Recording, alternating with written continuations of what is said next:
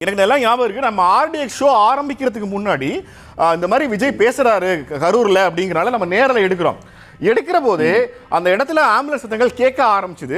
விஜய் வெளியில வந்து மயக்கமுற்றவர்கள்னு அவர் காதுக்கு ஏதோ ஒரு நியூஸ் பாஸ் ஆகுது. அவர் திரும்பி கூட்டத்தை பார்த்துக்கிட்டே இருந்தாரு.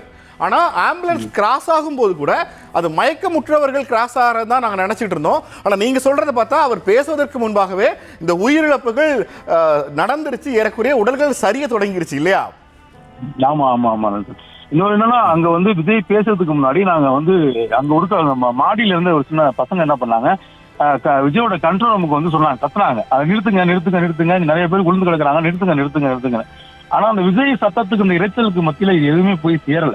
இந்த ஸ்பீக்கர் சவுண்டு, விஜய் ஸ்பீச், அங்க இருக்க அந்த ஆரவாரம், இதுக்கு மத்தியில வந்து இந்த ரெண்டு பக்கவாட்டுல என்ன நடக்குதுங்கிறத விஜய் பாக்குறாரு இல்லையோ, அங்க இருக்க பொதுமக்களை பார்க்க தயாரா இல்லை. எல்லாம் விஜய் பக்கம் தான் நோக்கி வந்தாங்க. ஆனா நாங்க எல்லாம் முடிச்சுட்டு ஓரளவு சரி பண்ணிட்டோம், யாரும் டெத் இருக்காதுன்னு நம்பணும், பெருசா நம்பணும். ஆனா ஒரு சில பேரை பாக்குறப்ப எங்களுக்கு சந்தேகம் வந்துச்சு.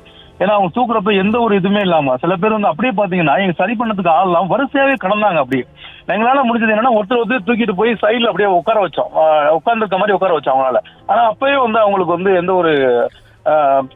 எந்த ஒரு இதுவுமே இல்லை. அவங்கள்ட்ட தண்ணி மூஞ்சி தெளிச்சு விட்டோம். அடுத்தடுத்து ஆட்களை பார்த்துட்டே இருந்தோம். குழந்தைங்களை தூக்குறதுல ரொம்ப இதா இருந்தோம். இந்த விஜய் பேசுறதுக்கு முன்னாடியே இந்த சம்பவம் வந்து தொடர்ச்சியா நடப்பட்டது. விஜய் போனதுக்கு அப்புறம் தான் ஆம்புலன்ஸே உள்ள வந்துச்சு. விஜய் அங்கிருந்து முழுமையாக அந்த டீமே வெளில போனதுக்கு அப்புறம் தான் இந்த ஆம்புலன்ஸ் வெளில வந்தது. இந்த கன்சர்ன் நம்ம நேரலை எடுக்கும் போது விஜய் தனது பேச்சு தொடங்குகிற போது ஆம்புலன்ஸுக்கு வழி விடுங்கன்னு சொன்னாரு. ஆமா, ஒரு ஆம்புலன்ஸ். அதனால இவ்வளவு சம்பவம், ஒரு ஆம்புலன்ஸ் மட்டும், ஒரே ஒரு ஆம்புலன்ஸ். அது வந்து அவர்களோட வந்த ஆம்புலன்ஸோ? ஆமா ஆமா ஆமா. அவங்க ஏற்கனவே ஒரு ஆம்புலன்ஸ் நிறுத்தி சொன்னாங்க. ஓகே, அந்த ஆம்புலன்ஸ் தான் மூவ் ஆயிருக்கு. கார்த்திக், இங்க பார்த்துட்டு இருக்கிற விஷுவல்ஸ் வந்து ரொம்ப டிஸ்டர்பிங் விஷுவலா இருக்கு கார்த்திக்.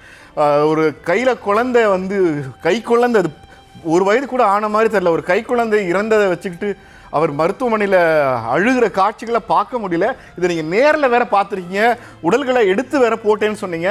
அது எவ்வளவு மோசமான அனுபவமா இருந்தது கார்த்திக்? என்ன சொல்றதுன்னு தெரியல, ரொம்ப எமோஷன் ஆயிர மாதிரி இருக்கு. வாழ்க்கையில இப்ப ஒரு சம்பவத்தை பார்த்ததே இல்லை. எல்லா மனித உயிர்களும் ரொம்ப முக்கியம். ஆனா ஒரு இவ்வளவு பெரிய கூட்டத்துல அந்த மக்களை காப்பாற்ற முடியலையே அப்படிங்கிறது ரொம்ப வேதனையா இருக்கு. குறிப்பா கை குழந்தைகள், அதாவது நான் தூக்கிட்டு இருக்கப்போ ஒரு அம்மா என் காலை பிடிச்சு, தம்பி எனக்கு தூக்குப்பான்னு சொல்றாங்க கீழே இருக்கவங்க. ஆனா மேல இருக்கவங்களை தூக்கிட்டு தான் அந்த கீழே இருக்கவங்களை தூக்கணும். ஆனா அது கீழே இருக்கப்ப அந்த அம்மா வந்து காலை பிடிச்சிட்டு, அப்ப தம்பி என்னை தூக்குப்பா எப்படியாவது என்னை காப்பாத்திருப்பா அப்படின்னாங்க. அங்க இருக்க ஒரு 4-5 இளைஞர்கள் வந்து அந்த அம்மாவை இழுத்தவும் முடியல, ஏன்னா அவங்க மேல நிறைய பேர் படுத்திருந்தாங்க. அப்ப ஒரு குழந்தை ஒண்ணு, அதாவது அந்த கூட்டத்துக்குள்ள அந்த குழந்தை கிடந்தே தெரியல, அது தூக்கணும், அந்த குழந்தைய தூக்கணும். கொஞ்சம் மூவிங்ல இந்த மாதிரிதான் இருந்துச்சு. ஆனா அந்த குழந்தையும் கண்டிப்பா இறந்துருக்கும் தான் நினைக்கிறேன். ஒரு மோசமான சம்பவமா ஒரு கருப்பு நாளாவே ஆச்சு. நினைச்சு கூட பார்க்க முடியாத மனித உயிரிழப்புகள். இவ்வளவு பெரிய கூட்டத்துல, கட்டுக்கடங்காத கூட்டத்துல எங்க போறது, என்ன பண்றதுன்னே அந்த மக்களுக்கு தெரியல. அந்த கூட்டத்துல இருந்து எப்படி தப்பிக்கிறதுன்னு தெரியல, அந்த கூட்டத்துல இருந்து எப்படி வெளியில வர்றதுன்னு தெரியல. அங்க இருக்க இளைஞர்கள் கொஞ்சம் உதவி பண்ணாங்க. அதனாலதான் இன்னைய வரைக்கும் நிறைய உயிரிழப்புகள் தடுக்க முடிஞ்சு. நீங்க 30 உயிரிழப்பு மேல இருந்தா கூட நிறைய உயிரிழப்புகள் தடுக்கப்பட்டதுக்கு காரணமும் அங்க இருக்க இளைஞர்கள் தான். அவங்க தான் வந்து ஓரளவு ஹெல்ப் பண்ணாங்க. அங்க இருக்க மக்களும் வந்து அவங்களால என்ன பண்ண முடியும், இப்படி சரிஞ்சு கிடக்கிறப்ப என்ன பண்ண முடியும், ஒரு கூட்டமே வந்து சரிஞ்சு கிடக்கிறப்ப என்ன பண்ண முடியும்னு தெரியல. ஆனா நாங்க கீழே அந்த பைக்கு கீழே ஒரு குழந்தையோட கால் மாட்டிக்கிச்சு. நாங்க மேல தூக்குறோம், அந்த குழந்தைய மேல தூக்குறோம். அங்கிள் காலை தூக்க முடியல, அங்கிள் காலை தூக்க முடியல அங்கிள். சரி, அந்த பையனோட இடுப்பு சேர்த்து தூக்குறோம், வரமாட்டுது கால். ஆனா அவனை வந்து மயக்கத்துக்கு ஒரு 1/4 மணி நேரம் கழிச்சு அவனை மயக்கமா தான் எங்களால தூக்க முடிஞ்சு. தைரியமா இருப்பா, ஒண்ணுப்பா, தூக்கிறப்பா அப்படின்னு சொல்லிட்டே இருந்தோம். அவன் மயக்கப்பட்டு அப்படியே விழுந்து அவனையும் ஹாஸ்பிட்டலுக்கு கூட்டு போனாங்க. என்ன நிலைமைன்னு தெரியல. ஒரு மோசமான அந்த பையனுக்கு என்ன வயசு? அந்த பையனுக்கு ஒரு 9 வயசு இருக்கும். யாரோட வந்தா பெற்றோர்களை பாத்தீங்களா? யாரு அவங்க? நாங்க கேட்ட வரைக்கும் வந்த குழந்தைகள் யாருன்னே தெரியல. ஒரு பொன் குழந்தை, ஒரு 5 வயசு இருக்கும்.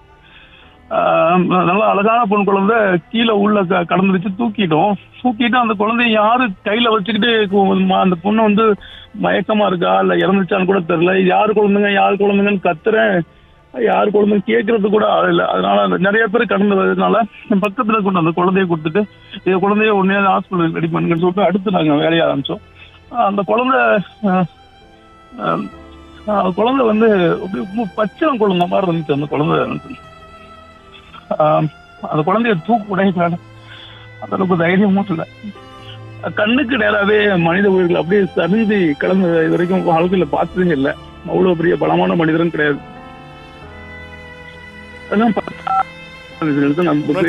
கார்த்திக், எனக்கு நீங்க இது 2 முறை உங்களை தொடர்பு கொள்ளும் போதுமே நீங்க அந்த முதல் முறை நேரலை வரும்போதே அது என்னுடைய குழந்தை போல இருக்கிறது நீங்க சொன்னதுல அந்த ஸ்டேட்மெண்ட்ல இருந்தே என்னால் வெளில வர முடியல. இது ஒரு பெருந்துயரம், இது ஒரு பெரிய உளவியல் தாக்கத்தில் ஏற்படுத்தும். நீங்கள் இதை நேராக வேற அங்கிருந்து விட்னஸ் பண்ணியிருக்கீங்க. அது உங்களுக்கு ஆறுதல் சொல்வதோ இல்லை அதை எப்படி எதிர்கொள்வதுங்கிறதே ரொம்ப கடினமான ஒன்று தான். நீங்கள் சேஃபாக இருக்க கார்த்திக், நான் திரும்ப உங்களை தொடர்பு கொள்கிறேன்.